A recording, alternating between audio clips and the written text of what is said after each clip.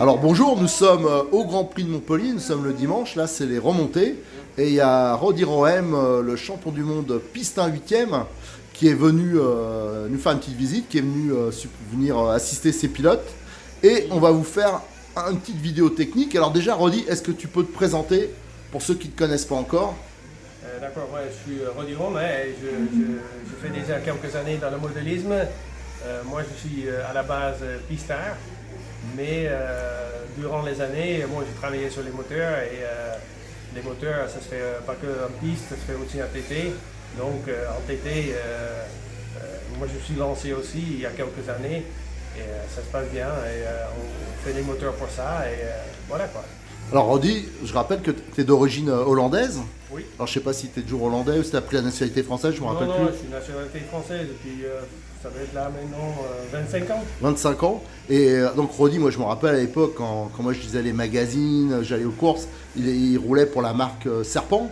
Eh oui. Longtemps tu as été sur Serpent, tu as été champion du monde sur Serpent. Je sais pas si tu as été champion d'Europe. Parce que j'ai travaillé là-bas déjà. Voilà, ouais. À l'époque, j'avais la chance de travailler chez Serpent et en plus je roulais, donc c'était plus mon passion, donc j'ai eu la chance d'être là et d'être champion du monde aussi à le moment propice quoi. Et c'était en quelle année? C'était en 85. Ouais, c'était hier quoi. C'est il y a quelques temps. C'était Mais hier. si tu veux, c'était une expérience. Et bon, moi je suis pas comme quelques-uns 10 fois, mais une fois ça suffit pour moi et je trouvais ça déjà une super expérience. Et mais après, je continue à travailler dans le modélisme qui n'est pas toujours évident. Et voilà quoi, on est là.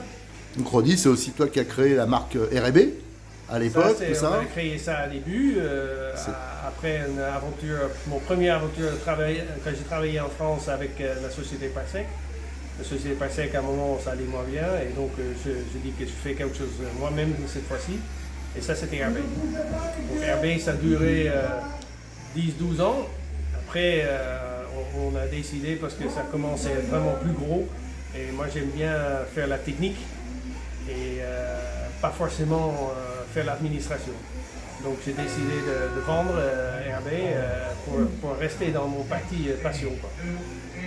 Voilà, et donc R&B c'est quand même une marque un peu légendaire, hein. C'était en TT, c'était une énormément super utilisé. époque. C'était une super époque, on était une super équipe. Et malheureusement, après la vente, ça a pris une direction, bon, c'est des choix, c'est comme ça. De toute façon, la RC c'est pas facile, tout ça. Voilà. Et maintenant, donc tu fais, tu as une boutique en ligne hein, qui est sur AC Mag. J'ai passé entre-temps 5 ans en Italie où j'ai créé, parce que je voulais créer, fabriquer vraiment un moteur, et ça s'appelait à l'époque, ça s'appelait Techno Power. Et j'étais en Italie avec des partenaires pour fabriquer, donc on a vraiment fabriqué de A à Z. Malheureusement, c'était déjà en époque où il fallait quand même un certain nombre pour ça devient financièrement fiable. Et malheureusement, c'était déjà compliqué à cette époque-là et on a décidé de pas, ou en tout cas mes partenaires, ils n'étaient pas trop partants pour continuer à investir autant et de gagner si peu. Et donc on a décidé d'arrêter cette aventure. Et moi je suis revenu en France et donc j'ai créé ma propre boutique en ligne et mes propres moteurs avec mon partenaire OS. Voilà, donc le moteur, là on va présenter, à l'occasion on présentera Voilà. les gamme piste. Là c'est ton moteur TT, il n'y a qu'une version. Voilà, moi j'ai choisi de faire juste une version parce que ça ne sert à rien d'avoir plusieurs versions. Les gens après ils se perturbent là-dedans. Moi je suis parti sur une version qui a du couple, parce qu'on a besoin du couple en généralement. Il existe aussi des moteurs bien sûr carrés. C'est plus souple, mais c'est plus contraignant souvent. Et moi je dis que les gens, non, moi je préfère qu'il y ait du couple, comme ça tu n'as pas besoin de trop demander ton moteur, tu as du couple à ton disposition. C'est à toi de gérer après la quantité de carburant que tu veux utiliser. Parce que souvent les gens ils disent que oui, mais il faut qu'on fasse 10 minutes. Ça dépend tous de toi, les 10 minutes. C'est quand tu veux rouler. tu vas bombarder, tu fais beaucoup moins. Et si tu vas aller plus doucement, ça veut dire que tu utilises plus ton voiture et ton traction et ton moteur. Là, tu vas faire efficacité et là, tu peux aller jusqu'à 10 minutes si tu veux. Alors là, tu parlais de la course du moteur. Est-ce que tu peux expliquer en quoi ça joue? Tu sais, un moteur, une course carrée, une course longue, un super long, c'est quoi les caractéristiques au niveau du moteur qui vont changer sur justement la vitesse de pointe, sur le couple, la consommation? On a les courses carrées qui sont les mêmes, en fait, techniquement, ils sont la même course que le diamètre du piston. Ça, c'est le moteur carré, qui en fait, qui est au milieu, on appelle ça. Après, les moteurs plus longs courses, ils sont plus de courses et le piston, il est plus petit. Ça-ci, ils donnent plus de couple. Après, on a les super longues courses, c'est encore un peu plus loin, mais moi, je trouve que ça va trop loin pour l'instant.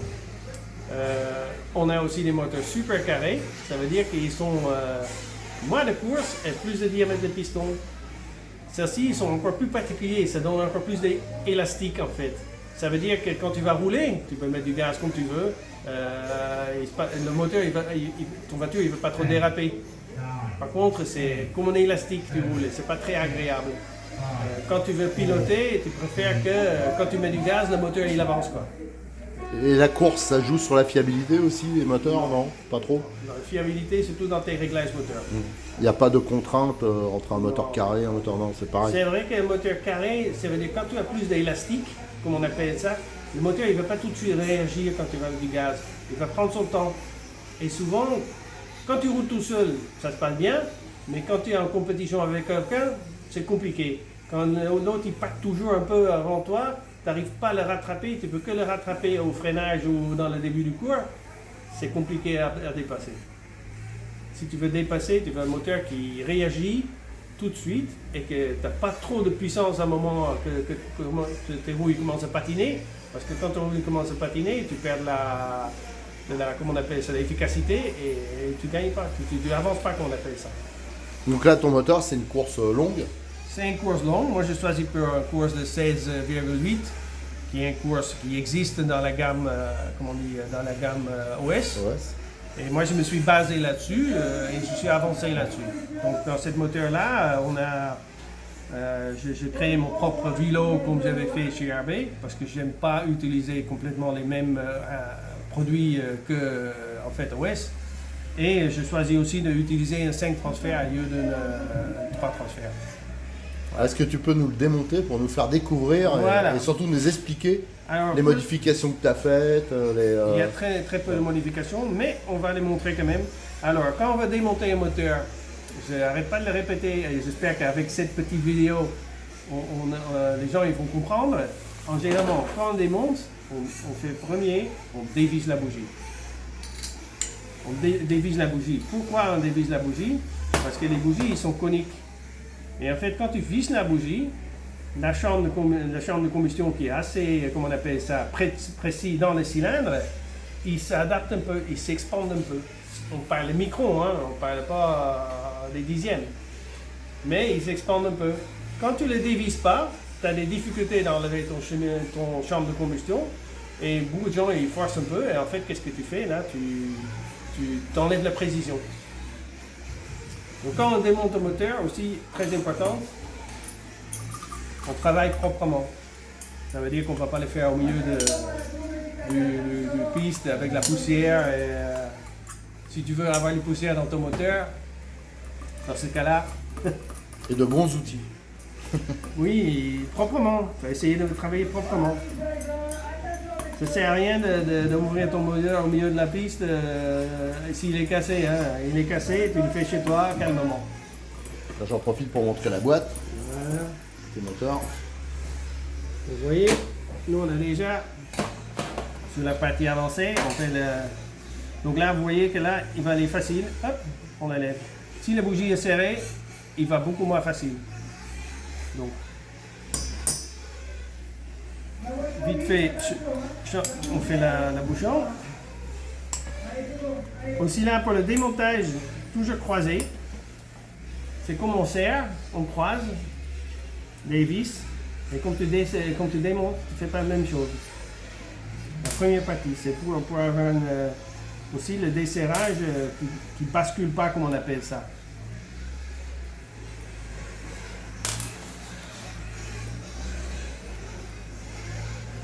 Bien sûr, au remontage, il y a un sens de remontage aussi pour le bouchon. Oui, importante.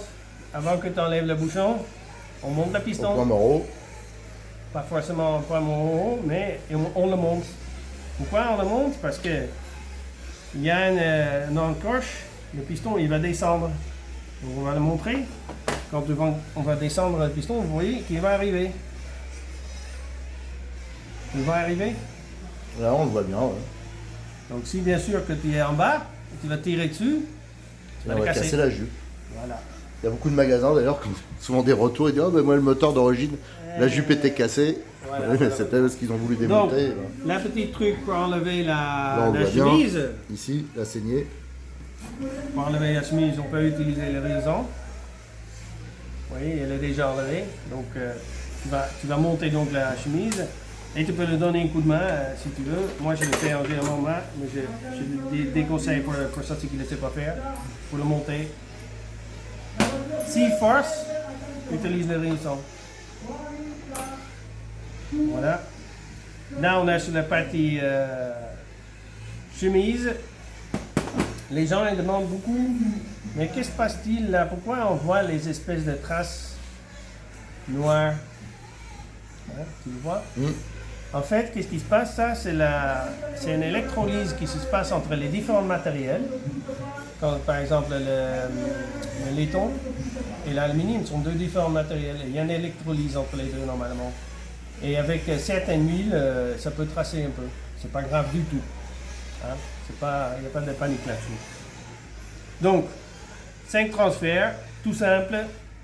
On garde les moteurs au plus simple. Surtout en TT, ne fais pas des trucs trop compliqués parce que faut que c'est fiable. Donc, pareil pour enlever la piston, on le met un peu en haut et on enlève.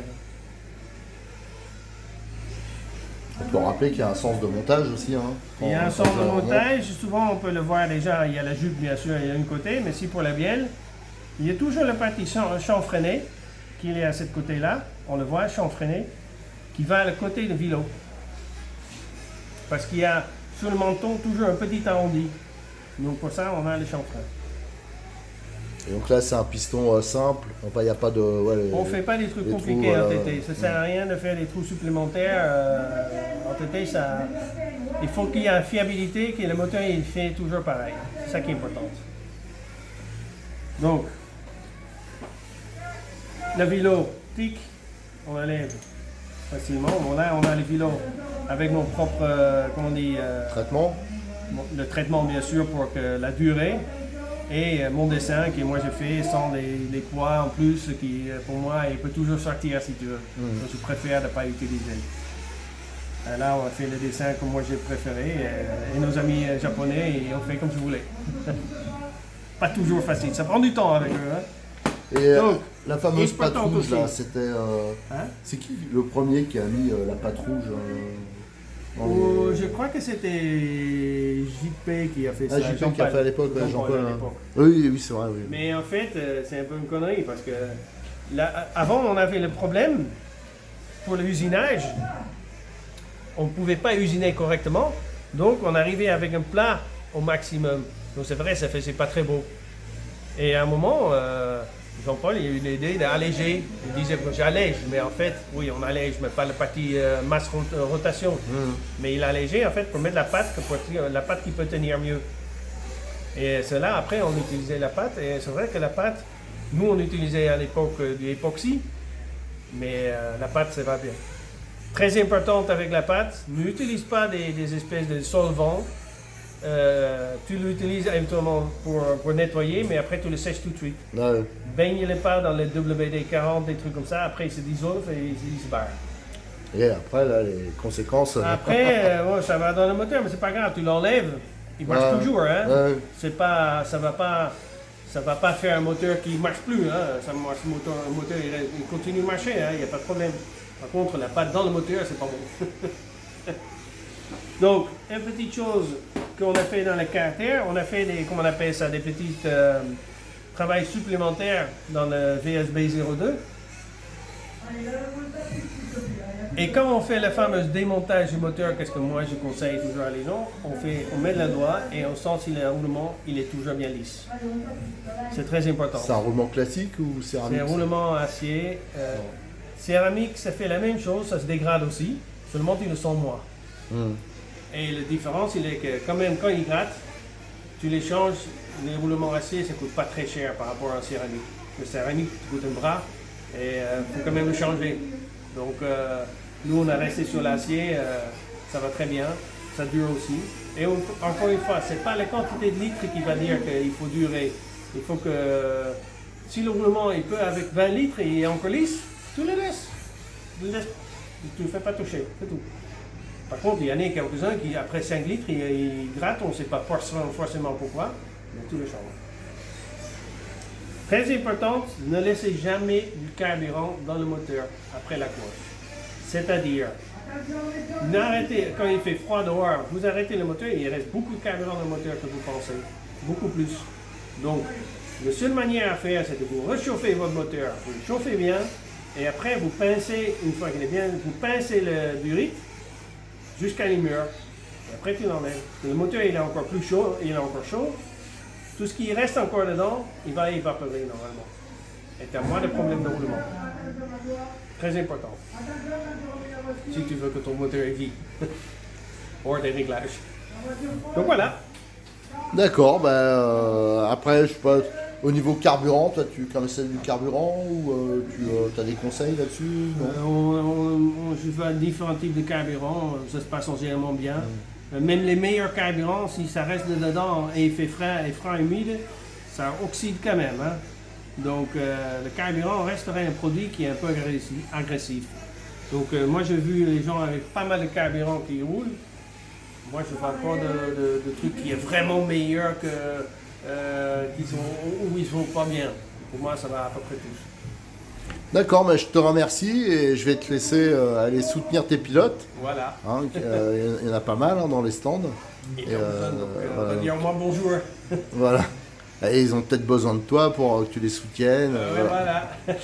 Allez. L'année dernière on était là, donc ça allait déjà bien. Donc, merci Rodi, et aussi merci, je le répète à chaque fois, hein, je le dis pas mal pendant le live, merci pour ton aide, hein, à chaque fois tu nous aides pour le live et c'est hyper sympa parce qu'il n'y en a pas beaucoup qui le font. Donc je te remercie. Allez, au revoir. Allez, au revoir.